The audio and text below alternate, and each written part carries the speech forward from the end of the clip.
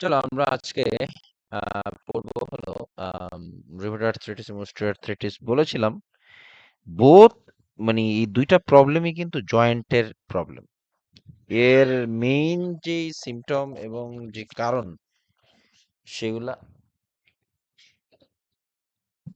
সেগুলা কিন্তু আমরা ধীরে ধীরে আলোচনা করব। তো প্রথমেই আসি হলো রিউমাটয়েড আর্থ্রাইটিস। রিউমাটয়েড আর্থ্রাইটিস হলো কি লেখা আছে যে ক্রনিক। রিউমাটয়েড আর্থ্রাইটিস বলতে বোঝায় হলো ক্রনিক,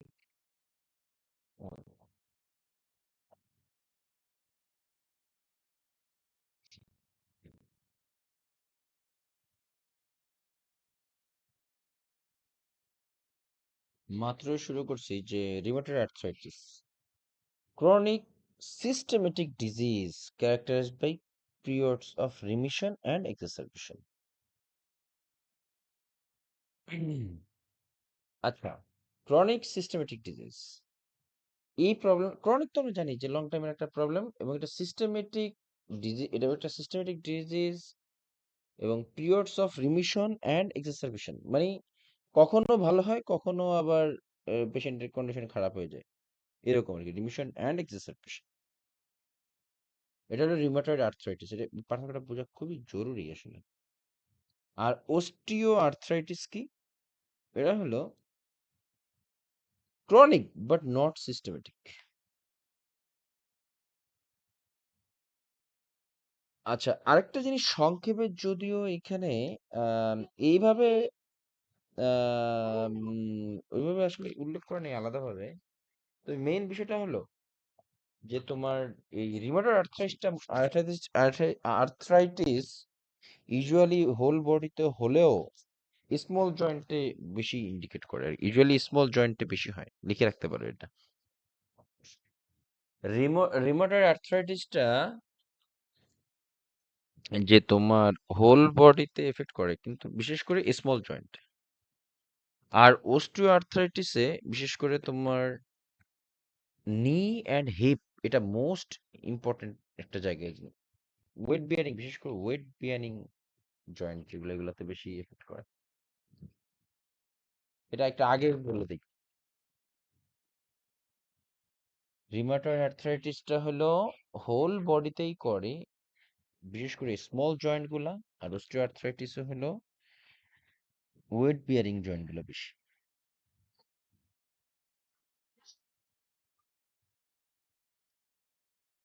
এটা বলে দিলাম। রিউমাটয়েড আর্থ্রাইটিস কি? ক্রনিক সিস্টেমেটিক, এবং এটা রিমিশন এক্সারবেশন হয়, বাট অস্টিওআর্থ্রাইটিসে ক্রনিক বাট নট সিস্টেমেটিক। এবার আসলে কজ, দুইটাই হলো আননোন এটিওলজি।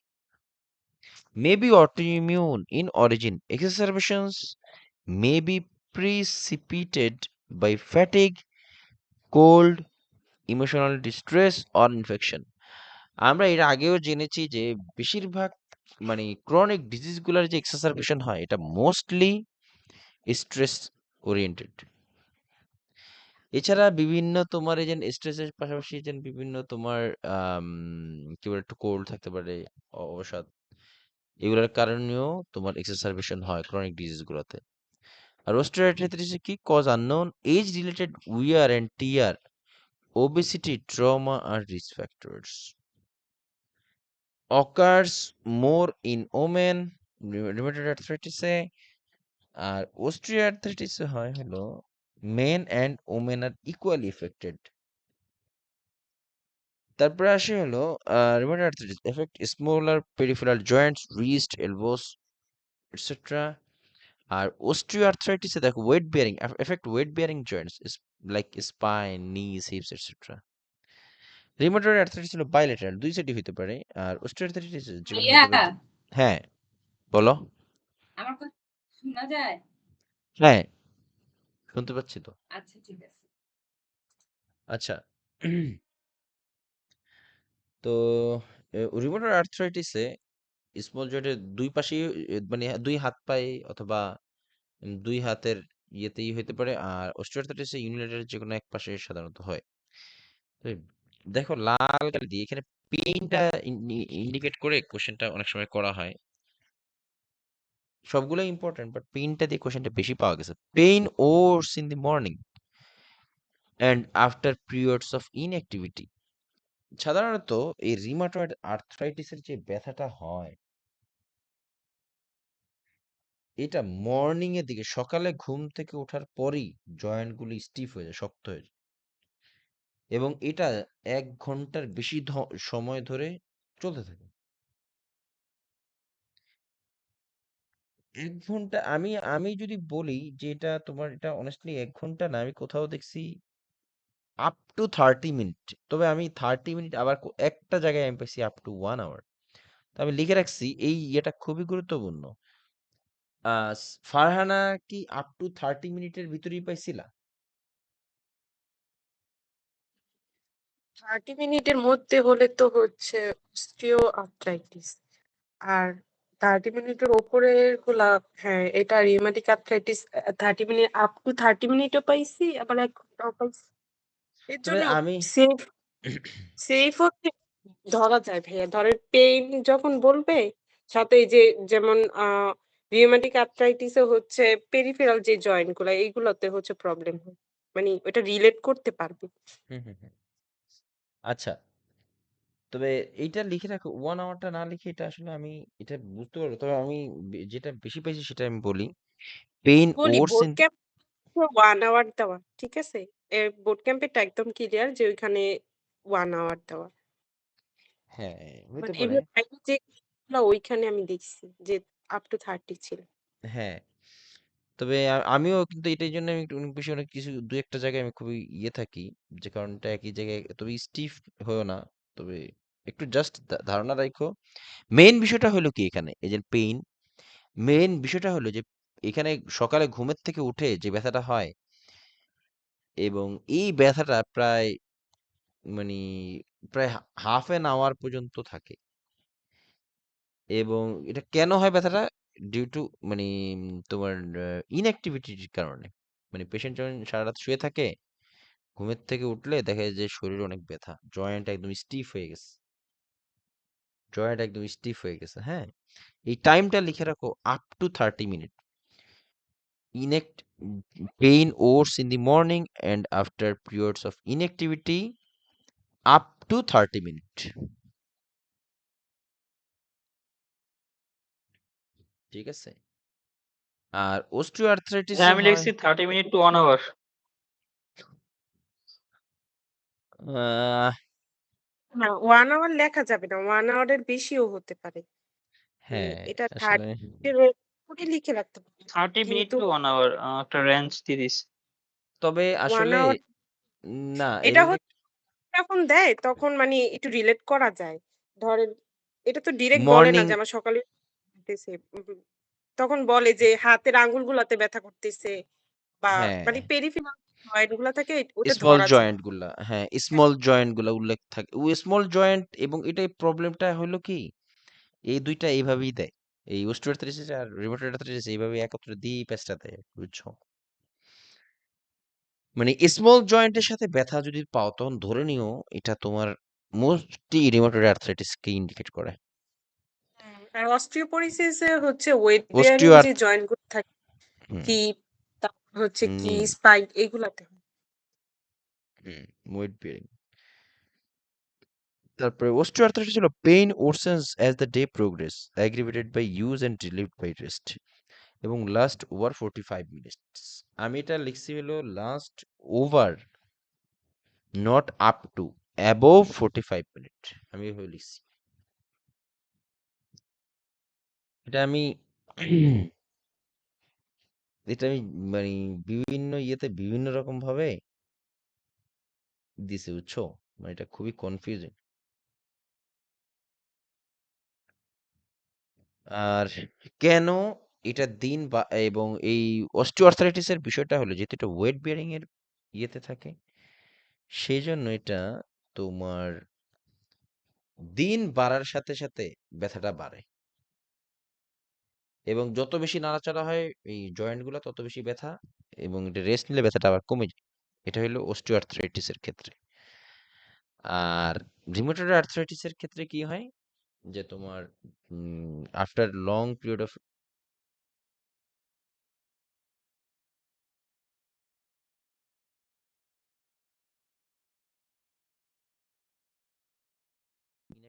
স্পাজম হয়ে যায়, স্টিফ হয়ে যায়, শক্ত হয়ে যায়।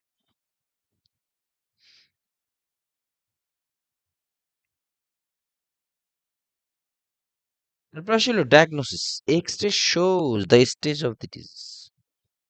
CBC, anaemia is common, ESR elevated, তারপরে রিউমেটিক ফিভার পজিটিভ হতে পারে, ANA may be positive, CRP elevated. সিআরপির কথা মনে আছে? What is CRP?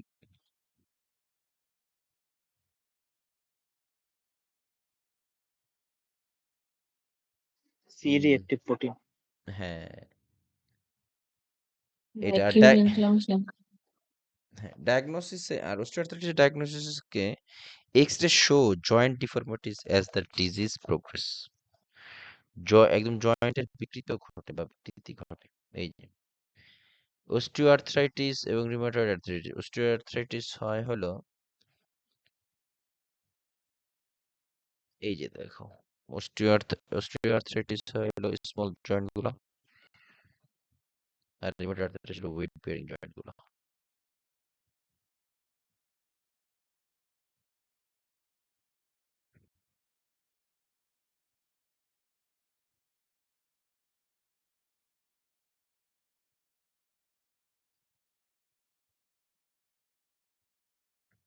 এই দেখো, rheumatoid arthritis, pain worse in the morning after 30 minutes. Osteoarthritis, if pain lasts over 45 minutes, it could be indicative of osteoarthritis. এটা খুবই দেখো, তবে শুধুমাত্র ব্যথাই যথেষ্ট না। এখানে এখানে বিষয়টা হলো জয়েন্ট, কোন ধরনের জয়েন্ট, স্মল জয়েন্ট কি ওয়েট বিয়ারিং জয়েন্ট, এটা একটু খেয়াল করে কোশ্চেন, তাইলে অ্যান্সার করতে পারবো।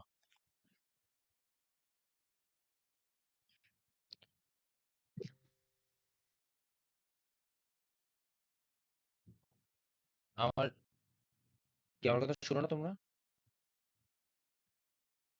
শুনি তো Last ভাইয়া। আসছে। রায়হান, সরি, তোকে বলতেছে আমার কি কাজ চলে গেছিল। এবার আসি হলো রিউমাটয়েড আর্থ্রাইটিস। আচ্ছা, রিউমাটয়েড আর্থ্রাইটিস এবং এই রিউমাটয়েড আর্থ্রাইটিস এর আগেও কিন্তু আমরা পড়েছিলাম হালকা, যে তোমার না এটা না, যাই হোক, rheumatoid arthritis stage of arthritic changes বা mechanism affect joints progresses through 4 stages of deterioration.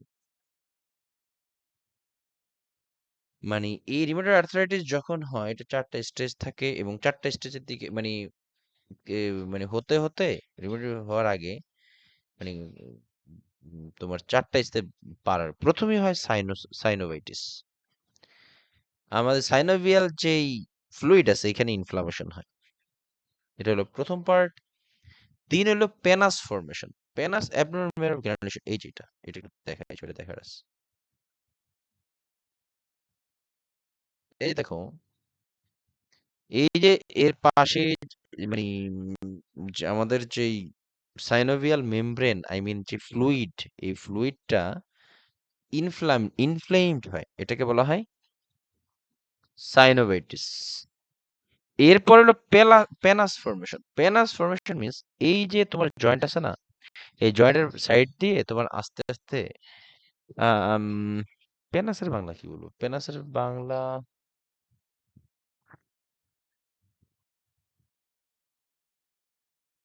তোমার এই পেনাসটা অনেকটা তুমি তোমার মানে ওই ইয়ের পাশ দিয়ে আস্তে আস্তে হার্ডেন্ড হওয়া শুরু করে। পেনাস মিন্স সাইড দিয়ে আস্তে আস্তে তোমার এক ধরনের গ্র্যানিল মানে এক ধরনের টিস্যু ডেভেলপ করা শুরু করে, যেটা তোমার জয়েন্টকে হার্ডেনিং করার প্রক্রিয়া একটা শুরু হয়, যেটাকে বলা হয় পেনাস। পেনাসটা হলো জয়েন্ট মানে শক্ত হয়ে যাওয়ার প্রাথমিক ধাপ। এটাকে বলা হয় পেনাস। এরপর আসে হলো ফিব্রাস অ্যাঙ্কাইলোসিস। এর ফিব্রাস অ্যাঙ্কাইলোসিস হলো জয়েন্ট আস্তে আস্তে স্টিফ হয়ে যায়, শক্ত হয়ে যায় এই কন্ডিশনে। এটা হলো ফিব্রাস অ্যাঙ্কাইলোসিস। ঠিক আছে? আর অ্যাঙ্কাইলোসিসটা একটা টার্ম যেটা মূলত আসলে তোমার start to fuse at this point. Joint এই যে ফিব্রাস অ্যাঙ্কাইলোসিস এই কন্ডিশনে এসে joint start to fuse. Fibrous অ্যাঙ্কাইলোসিসে জয়েন্ট স্টার্ট টু ফিউজ, মানে জয়েন্ট নড়াচড়া করতে পারে না। পেনাসে হালকা পাতলা পারে, বাট ফিব্রাস অ্যাঙ্কাইলোসিস যদি হয় জয়েন্ট তোমার কি বলে নড়াচড়া করা বন্ধ করে দেয়। আর 4 নাম্বার হলো বোনি অ্যাঙ্কাইলোসিস। বোনি অ্যাঙ্কাইলোসিসে কি হয়, কমপ্লিটলি জয়েন্ট একদম ব্লক হয়ে যায় আর নাড়াচাড়াই হয় না এই কন্ডিশনে। বোনি অ্যাঙ্কাইলোসিসে একদম কমপ্লিটলি পেশেন্টের মুভমেন্ট ব্লক হয়ে যায়।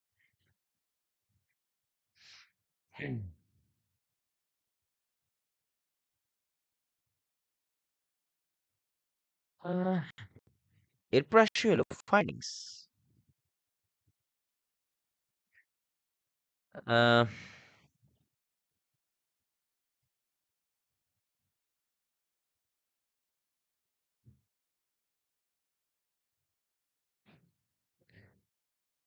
আচ্ছা, আমি আরেকটা জিনিস পাইছিলাম, সেই জিনিস একটু লিখে রাখো, আমি জানি এটা এখানে আছে কিনা।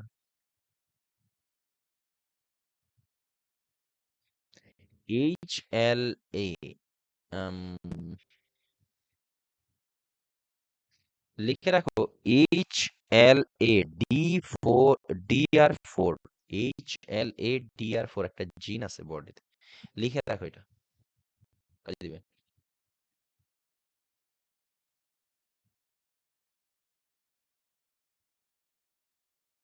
শুনতে পারো আমাকে?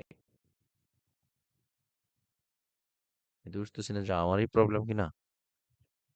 হ্যালো? হ্যাঁ, আপনারটা শুনতে পাই। আপনি ও কোন? আচ্ছা আচ্ছা। HLA-DR4, DR4 ডক্টর লিখি যেভাবে ওইভাবে লিখো। DR4 এই জিন রিউমেটয়েড আর্থ্রাইটিসে প্রেজেন্ট থাকে, এটা লিখে রাখো একটা সাইড দিয়ে। আমি একটা কোশ্চেনে পাইছিলাম HLA-DR4 জিন প্রেজেন্ট থাকে, হ্যাঁ। Special findings, painful warm swollen and joints limited in, হ্যাঁ বুঝি কি নাই। বললেন? আবার একটু বলেন। এইচ আবার এল একটু বলেন। HLA, আচ্ছা আমি লিখে দিই, দেখো আমি লিখে দিই। মানে এই জিন কোথায় থাকে? আমি এটা জানতে এই চাইতেছি। HLA-DR4, এই যে এই জিনিসটা এভাবে, এটা একটা একটা জিন, এটা এই রিউমেটয়েড আর্থ্রাইটিস হলে এই জিনটার উপস্থিতি পাওয়া যায় বডিতে। সার্চে ক্লিক করে দেন। ও ইয়ে দিয়ে দিছে, রাইট, হ্যাঁ ইয়ে দিয়ে দিছে সাদিয়া। এটা লিখে রাখে, এটা কোশ্চেন পাইছিলাম। HLA-DR4 এই জিনটার উপস্থিতি পাওয়া যায় বডিতে। ঠিক আছে? তো এবার আসলে ফাইন্ডিংস, প্রথমে কি পেইনফুল ওয়ার্ম। আচ্ছা, ওয়ার্ম কেন হয়, কেন ওয়ার্ম হবে জয়েন্ট গুলা? কারণ জয়েন্ট গুলো ইনফ্লেমড থাকে, এই জন্য ওয়ার্ম মানে ফুলে যায়। তার লিমিটেড মোশন, এটা তো আস্তে আস্তে জানি আমরা, আস্তে আস্তে কিন্তু ওই যে কি বলে পেনাস ফর্মেশন হয়, তারপরে তোমার অ্যাঙ্কাইলোসিস হয়, এরপরে পার্মানেন্টলি জয়েন্ট ফিউজড হয়ে যায়। এরপর আসলে ফ্যাটিক থাকে, অবসাদ হয়, অ্যানোরেক্সিয়া, মেলাইজ, আলনার ডেভিয়েশন। আলনার ডেভিয়েশন মানে আঙ্গুলগুলো, বিশেষ করে আঙ্গুলগুলো বাঁকা যায়, এটা হলো আলনার ডেভিয়েশন। দেখো আঙ্গুল, আমি দেখছি অনেকেরই হয়, মহিলাদের অনেকের, খুব অনেক মহিলাদের এরকম গ্রাম অঞ্চলে দেখছি আলনার ডেভিয়েশন, তোমরা হয়তো বা দেখে থাকছো। বিষয়ে আমি দেখছি আমার এখানে আছে এরকম। হ্যাঁ, এটা হলো যে তোমার সোয়ান নেক, এই যে আঙুলগুলা দেখো বেশি বাঁকায় যায়, আর এই যে আঙুলগুলা বাঁকায় একটু উঁচা হয়ে যায়, সেটাকে বলা হয় সোয়ান নেক ডিফর্মিটি। এটা খুবই স্পেসিফিক্যালি এই এগুলো মনে হয় ছবিটা। ফিক্স থেকে হয় না, এটা নাড়াচাড়া হ্যাঁ হয় না, ভাঁজ না টাজ করা যায় না এরকম। হ্যাঁ এটাই তো বলতেছে যে মানে এই জয়েন্ট গুলো আস্তে আস্তে বিভিন্ন স্টেজে প্রথমে সাইনোভাইটিস হয়, এরপরে হলো পেনাস ফর্ম করে, বোন অ্যাঙ্কাইলোসিস, পার্মানেন্টলি অ্যাঙ্কাইলোসিস হয়ে যায়। এরকম এই কারণে এরকম মানে এই যেই শেপে একবার হয় এই শেপটা আর চেঞ্জ হয় না। এটা এই যেটাকে বলা হয় হলো সোয়ান নেক ডিফর্মিটি। সোয়ান নেক এটা এক এক ধরনের সোয়ান নেক হলো ওই যে এক ধরনের সাদা হাঁস পানিতে ভাসে না, ওইটা ওর গলার মতো হয়ে যায় দেখে এটাকে ওইভাবে নাম রাখা হয়েছে সোয়ান নেক ডিফর্মিটি। এই যেটা এটা ভেরি এটা ভেরি ইম্পর্টেন্ট একটা ফাইন্ডিংস রিউমাটয়েড আর্থ্রাইটিসের, লিখে রাখো, স্টার চিহ্ন দিয়ে রাখো। আর এইটা ডিফর্মিটি অফ দি থাম্ব, এই দুইটা ভেরি ইম্পর্টেন্ট ফাইন্ডিংস এখানের জন্য। আলনার ডেভিয়েশন তো বললামই, এই যে আঙুলগুলো বাঁকা আছে। মাসেল উইকনেস 2 ডিগ্রি ইনঅ্যাক্টিভিটি, তারপর হলো বোটনিয়ার ডিফর্মিটি অফ দি থাম্ব, বুড়া আঙ্গুল বাঁকিয়ে যায়। বোটনিয়ার ডিফর্মিটি মিন্স বুড়া আঙ্গুল বাঁকিয়ে যায়। ওয়েট লস করে, slight increase in temperature, subcutaneous nodules, contractures মানে সংকুচিত হয়ে যায়, কন্ট্রাকচার হয়। তার সোয়ান নেক ডিফর্মিটি তো বললামই, আঙুলগুলো বাঁকিয়ে যায়। আর boutonniere deformity means of the thumb মানে বুড়া আঙুল বাঁকিয়ে যায়। তারপর eye, vascular, lung or cardiac problems in some patients. এবার আসে হলো ম্যানেজমেন্ট, ভেরি টাইম কোশ্চেনে পাওয়া যায়। প্রথমেই আসি হলো এনএসএআইডি। এনএসএ যেহেতু প্রোস্টাগ্ল্যান্ডিন নাকি প্রোস্টাগ্ল্যান্ডিন ইনহিবিটরস কোনটা বলো তো? ইনহিবিটরস। inhibitors. হ্যাঁ, বলছিলাম যে এনএসএআইডি মানেই হলো প্রোস্টাগ্ল্যান্ডিন ইনহিবিটরস। তো এনএসএআইডি ড্রাগ দেওয়া হয় এখানে, লাইক অ্যাসপ্রিন, এই যে indomethacin, mefenamic acid, piroxicam, ibuprofen, naproxen, sulindac etcetera. এই এনএসএডি সম্পর্কে বেশ কিছু আলোচনা এখন আমরা করব। এখানে ড্রাগগুলো খুবই ইম্পর্টেন্ট এবং আসেও। এই প্রোস্টাগ্ল্যান্ডিন ইনহিবিটরস, এই ড্রাগগুলা শুধুমাত্র মানে ব্যথা কমায় যে তা না, এটা অ্যান্টিপ্লাটিলেট এফেক্ট আছে, ওই যে অ্যাসপিরিনের ব্যথা কমায়, অ্যানালজেসিক, ভ্যাসোকনস্ট্রিক্টর, টোকোলাইটিক্স, অ্যান্টি ইনফ্লামেটরি এবং ইনক্রিজ জিআই সিক্রেশন, এবং এট এ টাইম এরা ব্রঙ্কোস্পাজমও করে। কিভাবে করে এই জিনিসগুলো এটা অলরেডি এখনই আমরা স্লাইডে দেখতেছি। প্রোস্টাগ্ল্যান্ডিন এবং প্রোস্টাগ্ল্যান্ডিন ইনহিবিটরস এর ওই স্লাইডটাই আমরা এখন এখানে করব। আর এই যেটা, আর প্রোস্টাগ্ল্যান্ডিন ইনহিবিটর যে কাজ করে তার বিপরীত কাজ করবে হলো এই প্রোস্টাগ্ল্যান্ডিন ড্রাগগুলা, সেটাই হলো এটা। এই যে প্রোস্টাগ্ল্যান্ডিন অ্যাকশনস, এরা কি করে? প্রোস্টাগ্ল্যান্ডিন আমাদের কিন্তু ন্যাচারালি বডি থেকে সিক্রেশন হয়, হ্যাঁ, এটা আমরা কিন্তু জেনে নেই। আমাদের প্রোস্টেট সিক্রেশন, তারপরে ওভারিয়ান সিক্রেশন থেকেও আসে এগুলো। Prostaglandin actions like decrease gastric acid সিক্রেশনস। এই জন্য মানে প্রোস্টাগ্ল্যান্ডিন, এই ড্রাগ প্রোস্টাগ্ল্যান্ডিন অ্যাকশন আছে এরকম ড্রাগ খেলে আমাদের গ্যাস্ট্রিক সিক্রেশন কমা যায়। লাইক এই যে মিসোপ্রোস্টল, আমরা কিন্তু প্রায় পেপটিক আলসার ডিজিজে ব্যবহার করি মিসোপ্রোস্টল। আর প্রোস্টাগ্ল্যান্ডিন ইনহিবিটরস কি, লাইক বা এনএসএডি, এই এগুলো কি কি তোমার, এরা গ্যাস্ট্রিক অ্যাসিড সিক্রেশন বাড়ায়, যে লাইক পেইন কিলার। দেখবা এই যে পেইন কিলার খেলে এই জন্য কিন্তু গ্যাসের ওষুধ খেতে হয়। তারপর প্রোস্টাগ্ল্যান্ডিন অ্যাকশনস হলো কি ইনডিউস ইউটেরাইন কন্ট্রাকশনস, এই জন্য অক্সিটোসিন বা মিসোপ্রোস্টল, যদিও অক্সিটোসিন কিন্তু প্রোস্টাগ্ল্যান্ডিন না, আই মিন জাস্ট বললাম আর কি। মিসোপ্রোস্টল, অক্সিটোসিন না থাকলে কিন্তু মিসোপ্রোস্টল ব্যবহার করা হয় অ্যাজ এ টোক, কি বলে, আহ, আরে ইউটেরাইন কন্ট্রাকশন হলো আম, হুম, ধুর, ইয়ে নাম জানি কি পারে না, মানে যারা যেসব ড্রাগ গুলা কোলাইটিক এজেন্ট, না টোকোলাইটিক তো তোমার ইয়ে বন্ধ করে দেয় কন্ট্রাকশন। অক্সিটোসিন। কি বলে? ইউরোটনিক। হ্যাঁ, ইউরোটনিক। ইউটেরোটনিক্স, ইউটেরোটনিক্স, এই এই ইয়েগুলো আর কি। তো ইন্ডিউস কন্ট্রাকশনস, তারপরে হলো প্রোস্টাগ্ল্যান্ডিন ইনহিবিটরস, এটা কি হলো stop uterine contractions like indomethacin. তারপর হলো প্রোস্টাগ্ল্যান্ডিন খেলে কিন্তু বডির টেম্পারেচার বেড়ে যায়, পাইরোজেনিক অ্যাকশন থাকে। আর প্রোস্টাগ্ল্যান্ডিন ইনহিবিটরস কিন্তু আমরা already জানি জ্বরের জন্য ব্যাপক ব্যবহার করা হয়, লাইক এই যে মট্রিন বা প্যারাসিটামল বা অ্যাসিটামিনোফেন এগুলা। প্রোস্টাগ্ল্যান্ডিন এটা কিন্তু এদের ইয়েতে কোনো অ্যাকশন নাই, ভ্যাসোডাইলেশনে, সরি, এরা ভ্যাসোডাইলেট করে। আর প্রোস্টাগ্ল্যান্ডিন ইনহিবিটর ভ্যাসোকনস্ট্রিক্টরে, লাইক ইন্ডোমেথাসিন, আমার মনে আছে কিনা জানি না, ওই যে পেটেন্ট ডাক্টাস আর্টেরিওসাস, ফিটাস থাকা অবস্থায় যে আর্টারি, মানে কি পালমোনারি আর্টারি, পালমোনারি লাংসের দিকে যে আর্টারিটা যায়, ওই পালমোনারি আর্টারি, দেখি তার নাম নাই ছবি, আচ্ছা,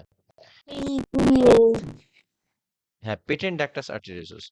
ওই যে আমরা যখন পড়ছিলাম না কার্ডিওভাস্কুলার ফিটাল সার্কুলেশনে, যে তোমার বাচ্চা পেটে থাকা অবস্থায় ইয়ের সাথে যে ইয়ে হয়, কি বলে, মানে ওই লাংস এবং বডির দিকে যে ভেসেলটা যায়, লাংসের এবং বডির দিকের এই ভেসেল দুইটা কানেক্টেড হয়ে থাকে, এটাকে বলে পেটেন্ট ডাক্টাস আর্টেরিওসাস। এটা যদি 3 সপ্তাহের ভিতরে ভালো হয়ে যায় তাহলে ভালো, না হলেই তখন পেটেন্ট ডাক্টাস আর্টেরিওসাস হিসেবে কাউন্ট করা হয়। ওইটাকে যখন এই ইন্ডোমেথাসিন খাওয়া হয়, ওই জায়গাটা ব্লক হয়ে যায়, এটাই হলো ভ্যাসোকনস্ট্রিক্ট করে। তারপর ব্রঙ্কো ডায়ালেশন অথবা ব্রঙ্কোস্পাজম, এটা ডিপেন্ডিং অন দি রিসিপ্টর। আর প্রোস্টাগ্ল্যান্ডিন ইনহিবিটরস, এটা ব্রঙ্কোস্পাজম করে মোস্টলি অ্যাসপিরিন। তারপর আসে হলো প্লাটিলেট অ্যাগ্রিগেশন, এই ইয়েটা প্রোস্টাগ্ল্যান্ডিন কিন্তু এরকম কোনো অ্যাকশন দেখায় না, বাট এনএসএডি অ্যান্টি প্লাটিলেট হিসেবে কাজ করে, লাইক অ্যাসপিরিন। এই জন্য কিন্তু আমরা ব্লাড থিনার হিসেবে অ্যাসপিরিন খেয়ে থাকি। প্রোস্টাগ্ল্যান্ডিন বডির টেম্পারেচার, পেইন বাড়ায়, আর প্রোস্টাগ্ল্যান্ডিন ইনহিবিটর সেটা পেইন কমায়। এই কারণে আমরা অ্যানালজেসিক হিসেবে ব্যবহার করে থাকি, পেইন কিলার হিসেবে।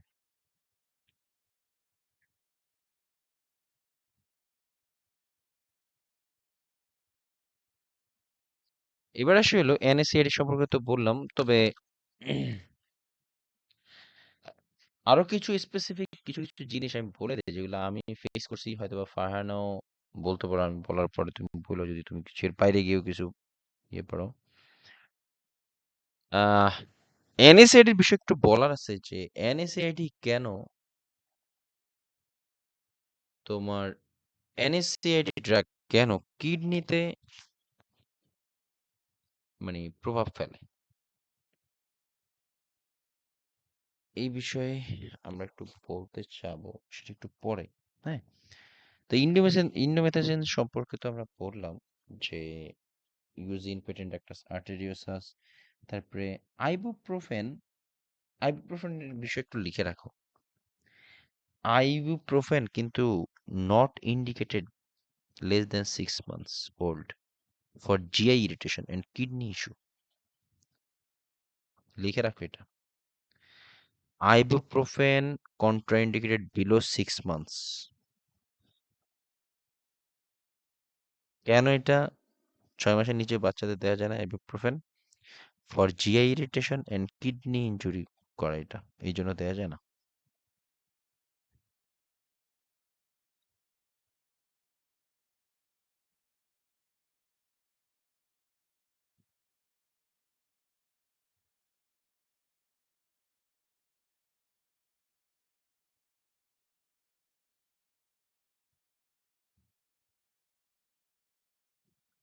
লিখছো? তো এটার অল্টারনেটিভ হিসেবে কি ইউজ করব? আইবুপ্রোফেনের হুম, এটা কি কেটোরোলাক?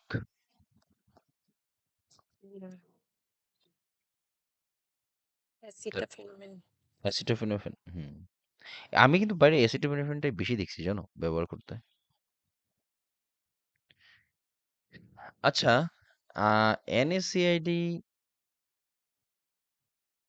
কেন মানে কিডনি পেশেন্ট, আমরা অনেক সময় শুনে থাকি যে ব্যথার ওষুধ বেশি খেলে কিডনিতে প্রবলেম হয়, এটা আমরা শুনছি তাই না?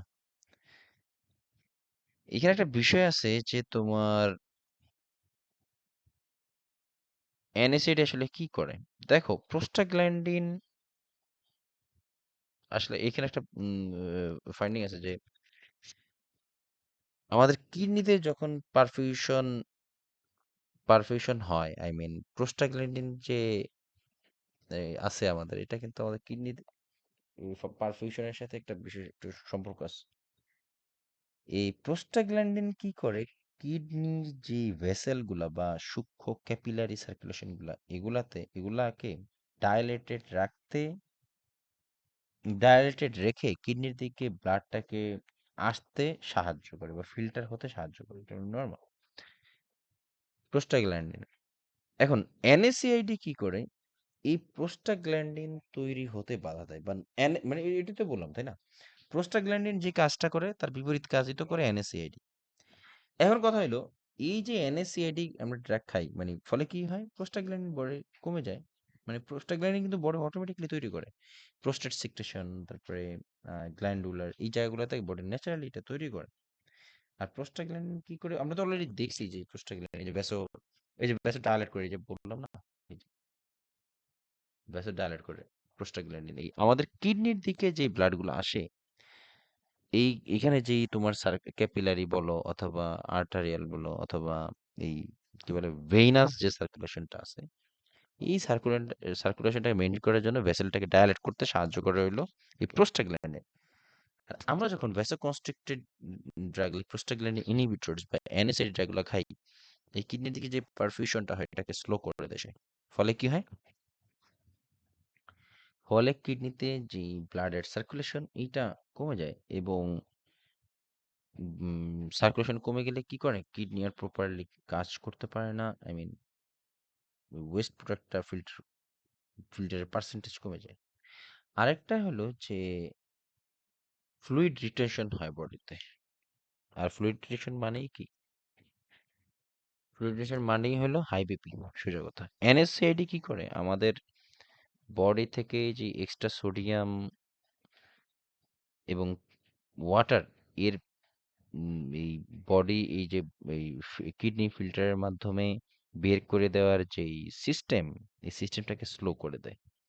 ফলে কি হয়, বডিতে ধীরে ধীরে তোমার পানি অ্যাকুমুলেট হতে থাকে, আর অধিক পরিমাণ এই অ্যাকুমুলেটেড ওয়াটারের জন্য যেটা মানে হাই বিপির দিকে টার্ন করে। এবং আর আমরা অলরেডি জানি যে হাই বিপি মানে কি, হাই বিপি মিন্স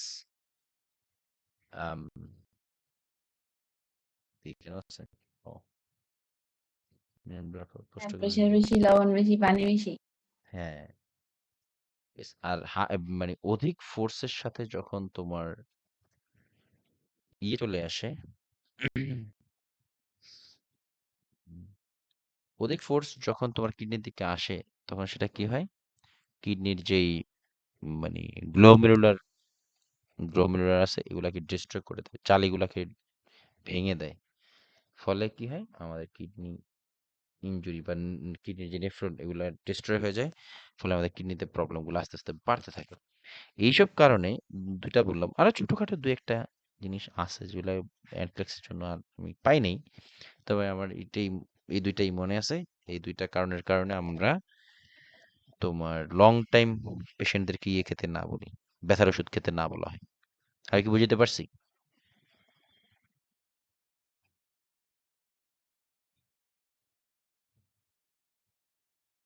তোমরা কি সবাই বুঝতে পেরেছো?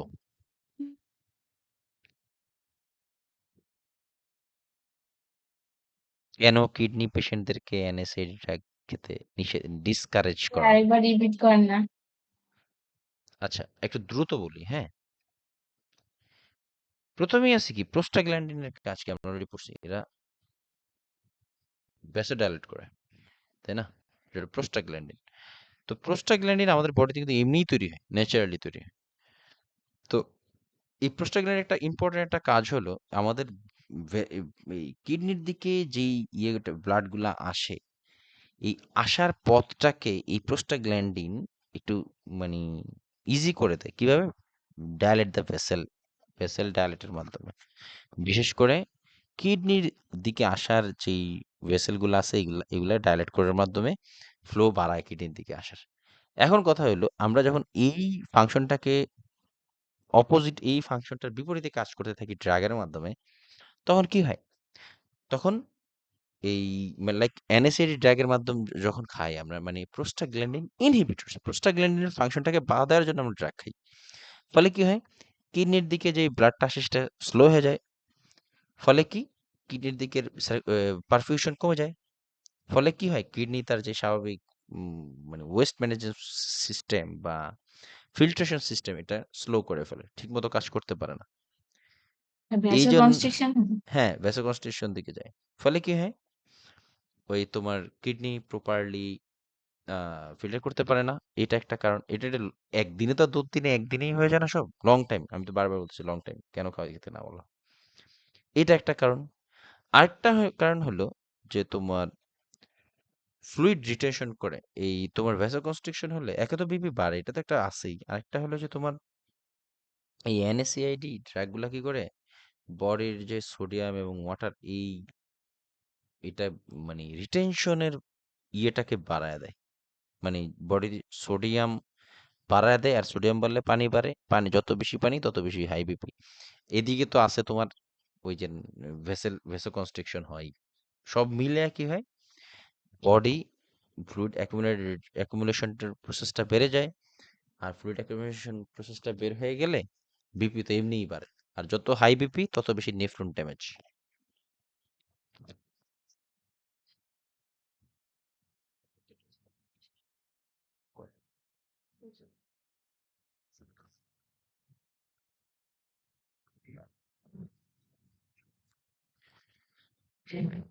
এই ছিল মানে বিষয় NSAID এর বিষয়।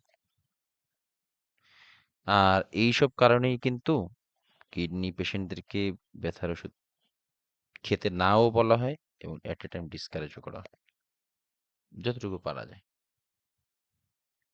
NSAID সম্পর্কে মোটামুটি বলা শেষ। এবার আসছিল disease modifying anti rheumatoid drugs বা ডিমার্টস, সংক্ষেপে এটাকে ডিমার্টস বলা হয়। এই disease modifying anti rheumatoid drugs এর ভিতরে অনেক টাইপের পড়ে, লাইক গোল্ড দিয়ে বানানো কিছু গোল্ড কম্পাউন্ড, TNF ইনহিবিটরস, মেথোট্রিক্সেট আছে, সালফাসালাজিন, হাইড্রোক্সিক্লোরোকুইন, কর্টিকোস্টেরয়েড। আমরা অলরেডি জানি কর্টিকোস্টেরয়েড, কারণ এটা অটোইমিউন ডিজিজে খুবই ব্যবহৃত হয় কর্টিকোস্টেরয়েড। বাকিগুলো আমরা ধীরে ধীরে জানার চেষ্টা করবো। ওয়েট, এবার আসি হলো গোল্ড কম্পাউন্ডস, ডিজিজ মডিফাইং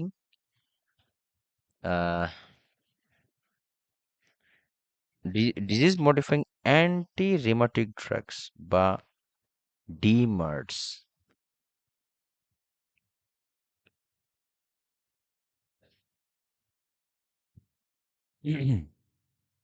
আচ্ছা, এই ডিমার্টস ড্রাগটা কিভাবে কাজ করে? Works through immunosuppression and delaying the progression of the disease. এই ড্রাগগুলা এটা এটা খুবই ইম্পর্টেন্ট একটা টপিক। হ্যাঁ, মানে আই মিন ডিমার্টস ড্রাগটা শুধুমাত্র এই আমি এই ডিমার্টস এর লাইক এই সোডিয়াম থায়োমেলেট, তারপরে অরোথায়োগ্লুকোজ, এই ড্রাগটা শুধুমাত্র এই ইয়েতেই ব্যবহার করতে দেখছি তোমার। আমার যতটুকু মনে পড়ে ওই কি বলে এই রিউমাটয়েড আর্থ্রাইটিস এর ইয়েতে, যে তোমার এই মানে কিভাবে এই ডিমার্টসটা কাজ করে? এরা ইমিউনোসাপ্রেশন তো করেই, এট এ টাইম এরা ডিজিজ যে প্রোগ্রেস হয় এই প্রোগ্রেসটাকে স্লো করে দেয়। ঠিক আছে? তো প্রথমে আসলে গোল্ড কম্পাউন্ডস, মানে এখানে এই ড্রাগ গুলা মানে বানানোর সাথে গোল্ডের কিছু একটা বিষয় থাকে। তো গোল্ড কম্পাউন্ডস টেক 3 টু, এবং এই gold compound drug takes 3 to 6 months to be effective. এবং এই জন্যই দেখবা তোমার আম, যাদের হাড়ে ব্যথা, জয়েন্টে জয়েন্টে ব্যথা, এদের লং টাইম ওষুধ খেয়ে যেতে হয়, একদম বেশি কিচ্ছু হয় না। Take 3 to 6 months to be effective. Very important, stress চিহ্ন দিয়ে রাখতে পারো, কাজে দিবে। কোশ্চেনে আসে এটা। পেশেন্ট আমি এরকম পাইছি, পেশেন্ট কমপ্লেন করে কবে হবে, তো নার্স কি করবে?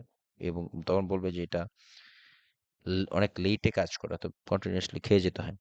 Text 3 to 6 months to be effective. Preparations include injectable form once a week, IM injection, এটা অনেকটা পেইনফুল এবং এটা ডিপ আইএম এ দেওয়া হয়। ঠিক আছে?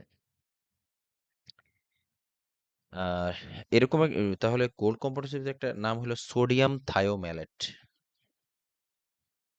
একটা ছিল সোডিয়াম থায়োম্যালেট, আরেকটা ছিল অউরোথায়োগ্লুকোজ। অউরো মিন্স গোল্ড, অউরো মিন্স গোল্ড, মাথায় রাখবা। এই যে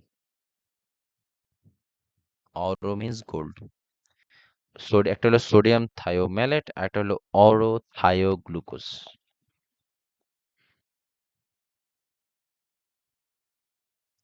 এই অরোথায়োগ্লুকোজের আম, একটা সাইড এফেক্ট আমি পাইছিলাম, এটা লিখে রাখছিলাম, একটু ফ্যাটিক।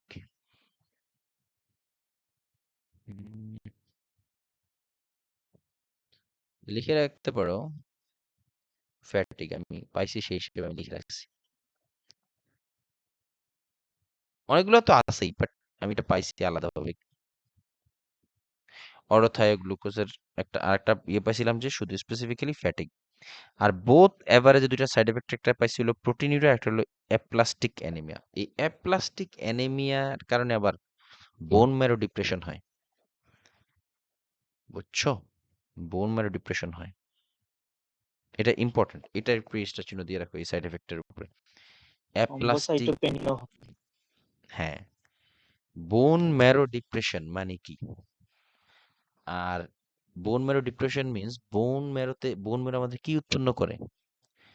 ব্লাড সেল, আরবিসি, আর বেশি ডাব্লিউবিসি, প্লাটিলেট এই অঞ্চল থেকে উৎপন্ন হয়। আর থ্রম্বোসাইটোপেনিয়া মানে কি? থ্রম্বোসাইটোপেনিয়া কি? ত্বকের, হোয়াট ইজ ডব্লিউবিসি থ্রম্বোসাইট? কমে যায়। জি, যেহেতু এখানে উৎপন্ন হয়। আর অ্যাপ্লাস্টিক অ্যানেমিয়া হলে বোন ম্যারো ডিপ্রেশন হয়ই। আর দেখো কত রিলেটেড, দেখো অ্যানিমিয়া মানে কি? Lack of oxygen in the blood, তাই না? আর এই অক্সিজেন ক্যারি করে কে? আরবিসি। তো যেখানে তোমার যেই সাবস্টেন্স ব্লাড সেল বানায় সে নিজেই তো কম, তাহলে সে কি ক্যারি করবে? এই জন্য অ্যানিমিয়া হয়। আবার ডাব্লিউবিসি কমার ফলে কি হয়? থ্রম্বোসাইটোপেনিয়া হয়, মানে ইনফেকশন রিস্ক বাড়ে। এই জন্য এইভাবে মিলায় মিলায় পড়তে হবে, হ্যাঁ? তাহলে এই ড্রাগগুলা এটা খুব কম মনে থাকে কিন্তু, হ্যাঁ, মাথায় রেখো।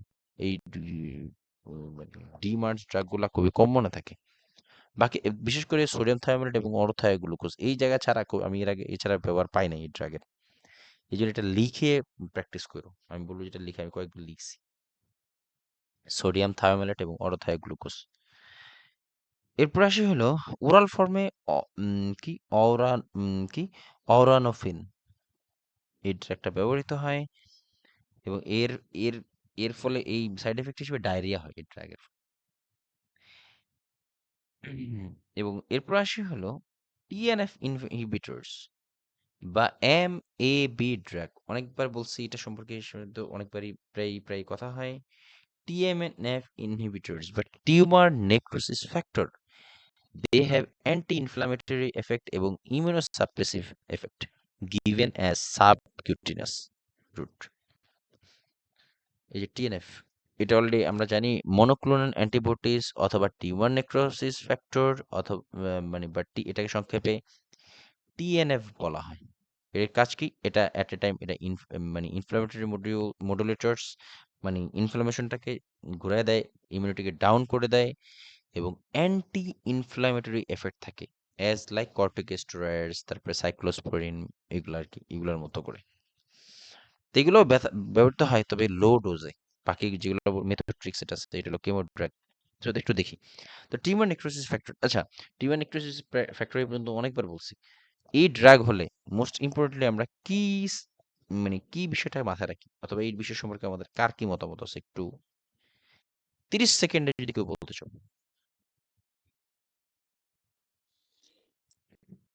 ইনফেকশনের রিস্ক বেশি থাকে ভাইয়া, আচ্ছা, কারণ ইমিউনো সাপ্রেসিভ।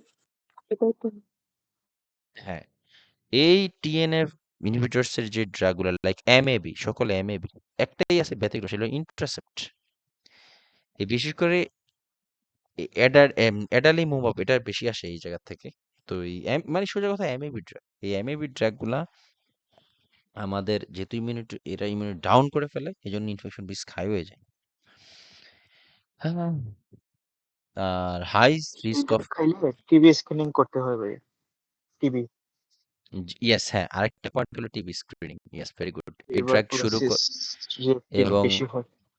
ইয়েস, এবং MAB drug or TNF inhibitors high risk of infection, এবং এই ধরনের ড্রাগ যারা খায় তারা কোনো লাইভ ভ্যাকসিন নিতে পারবে না, ভেরি ইম্পর্টেন্ট। এবং এই ড্রাগ খাওয়ার শুরুতে অবশ্যই যেন সে tuberculin skin test before starting MAB, important.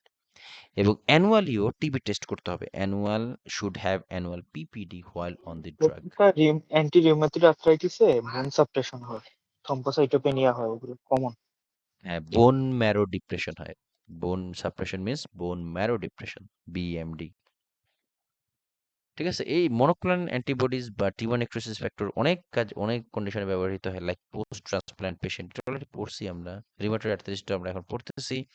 Crohn's disease, ulcerative colitis, intestinal autoimmune disease, breast cancer, psoriasis, asthma, respiratory syncytial virus, তারপরে করোনাতে ব্যবহৃত হয় অটোইমিউনির কারণে।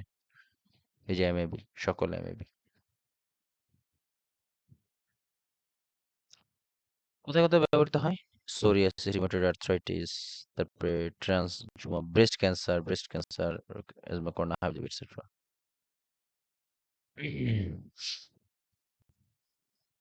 এবার আসছে হলো